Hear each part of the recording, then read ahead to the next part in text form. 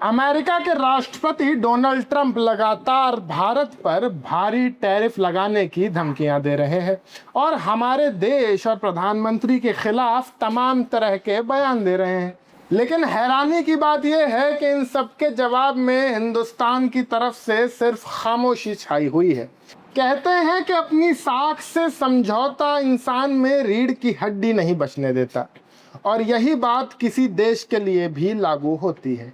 आज भले ही हम खामोश हों, लेकिन इसी हिंदुस्तान के इतिहास में ऐसे भी कई दमदार लीडर्स हुए हैं जो अमेरिका की आंखों में आंखें डालकर उसे मुंह तोड़ जवाब देना बहुत अच्छी तरीके से जानते थे। नमस्कार, मैं हूं शाश्वत सिंह दर्पण और आप देख रहे हैं द देश बोर्ड का खास प्रोग्राम समय यात्रा।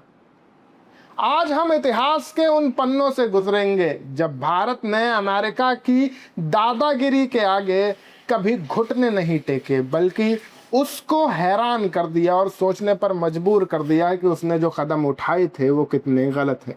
इतिहास के इन पन्नों को पलटे तो इस कड़ी में सबसे पहला नाम आता है देश के पहले प्रधानमंत्री जवाहरलाल नेहरू का।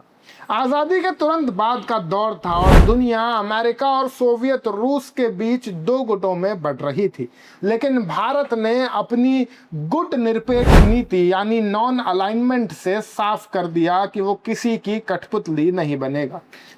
1949 में जब नेहरू जी अमेरिका के दौरे पर गए थे तो उन्होंने अमेरिकी संसद से दहाड़ते हुए कहा था कि हम अपनी स्वतंत्रता के बदले कोई भी भौतिक लाभ नहीं चाहते। संदेश एकदम क्लियर था, एकदम साफ था कि भारत झुकेगा नहीं।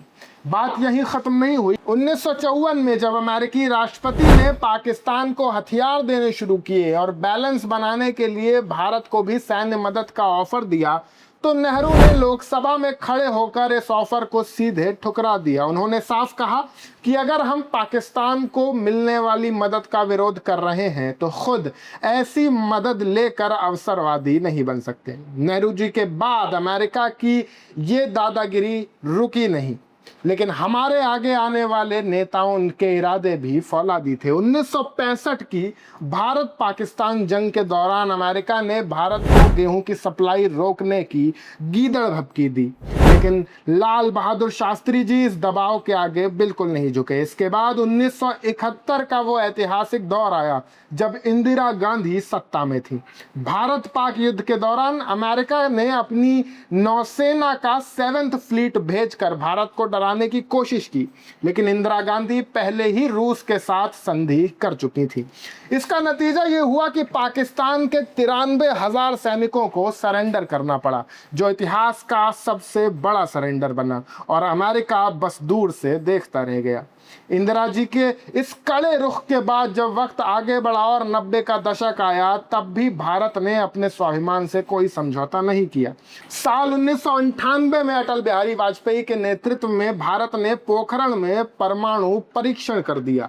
अमेरिका बुरी तरह बौखला गया और उसने दुनिया भर के देशों के साथ मिलकर भारत पर कड़े आर्थिक प्रतिबंध यानी सैंक्शंस लगा दिए, लेकिन वाजपेयी जी अपने इरादों पर अडिग रहे और भारत ने दुनिया को दिखा दिया कि वह अपने राष्ट्रीय हितों की रक्षा के लिए किसी भी महाशक्ति से टकरा सकता है। इतिहास के इन शानदार उदाहरणों से होते हुए जब हम आज के दौर में वापस लौटते हैं तो एक बड़ा सवाल जहन में आता है।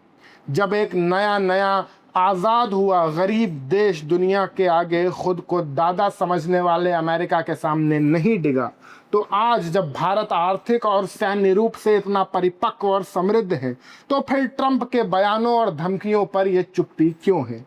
आज के परिप्रेक्ष्य में हमें इतिहास से ये ज़रूर सीखना चाहिए कि अपनी साख और अपना स्वाभिमान से समझौता कभी नहीं किया जाता। अगर आपको समय यात्रा का ये एपिसोड पसंद आया हो तो इस वीडियो को लाइक करें, अपने दोस्तों के साथ शेयर करें और हमारे चैनल द देश बोर्ड को सब्सक्राइब करना ना भूलें। मैं शाश्वत सिंह दर्पण, आप देख रहे थे द देश बोर्ड। आप सबका बहुत बहुत शुक्रिया। जय हिंद, जय भारत।